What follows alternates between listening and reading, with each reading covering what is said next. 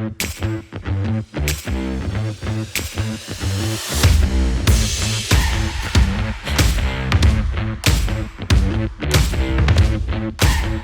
everyone, today we're going to be installing the Lytx AI-14 Surfsight dash cam with the Gamber-Johnson suction cup camera mount.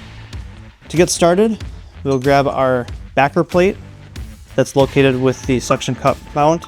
With the AI-14, you'll want to position where the VHB tape is on the back portion of the suction cup mount. So you place it on there underneath the stud.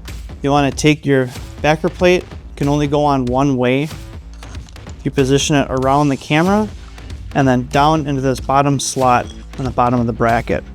Then rotate the assembly forward so this clamp bracket is sitting flat in parallel with the other mount.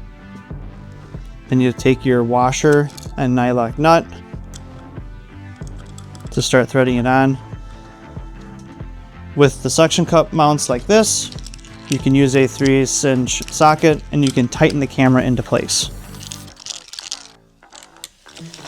Once the camera's installed, now we can go to the vehicle for installation.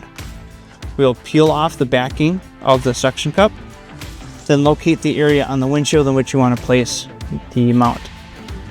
Line up your suction cup so it's straight on the windshield.